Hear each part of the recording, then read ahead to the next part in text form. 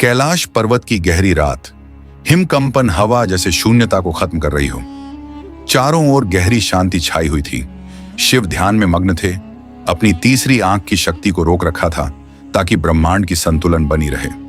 लेकिन अचानक यह शांति टूटती है और सती की आवाज सुनाई देती है।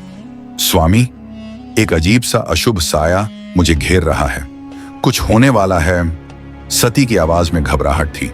शिव ने अपनी आंखें नहीं खोली, शांति से बोले, सती, भावनाएं कभी सच्चाई नहीं होती। फिर भी हाँ, हवा में कुछ भारी है। समय जैसे किसी अजीब चीज के लिए इंतजार कर रहा है। जैसे ही शिव का यह वाक्य खत्म होता है, एक भूकंप सा महसूस होता है। सती तुरंत एक खबर लेकर आती हैं। दक्ष प्रजापति महायज्ञ कर रहे हैं, लेकिन हमें बुलाया नहीं। मेरे पिताजी ने मुझे अपमानित किया है। शिव शांत स्वरों में कहते हैं, तुम्हें वहां नहीं जाना चाहिए। वह अहंकारी है, वहां तुम्हारा अपमान ही होगा। सती दृढ़ता से बोली, मैं अपमान सहन नहीं कर सकती। मुझे उसे आमने सामने मिलकर दिखाना होगा।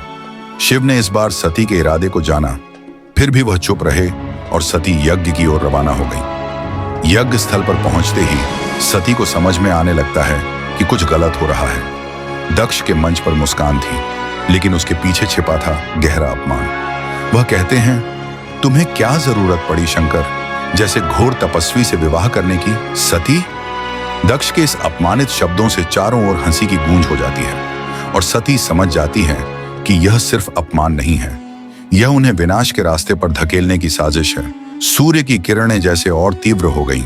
सती उठ खड़ी होती हैं और कहती हैं, यह यज्ञ अपवित्र है। मैं इस यज्ञ का पाप धोने के लिए अपना रक्त अर्पित करूंगी। तभी सती यज्ञ की अग्नि में कूद जाती है।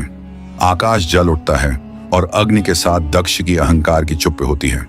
लेकिन उसी वक्त एक अद्भुत चीज होती है। अचानक जमीन कांपने लगती है और एक भारी तूफान उठता है, जैसे महासागर का हाहाकार। दक्ष डर के मारे पीछे हटते हैं। पर्वत का वातावरण काला हो जाता है। शिव को तुरंत समझ में आ जाता है कि सती अब इस संसार में नहीं रही। उनकी तीसरी आंख की अग्नि से विध्वंस का तूफान उत्पन्न हो जाता है। रुद्र रूप में शंकर यज्ञ की पूरी संरचना को नष्ट कर देते हैं। अंत में अग्निकूप के पास शिव पहुंचे। उनका कठोर चेहरा भी आंसुओं से भरा हुआ था। सती का शरीर अब कुछ भी नहीं, सिर्फ राख बनकर रह गया था। शिव ने उस राख को अपने शरीर पर लपेट लिया और अपने विनाश मिशन में फिर से शामिल हो गए।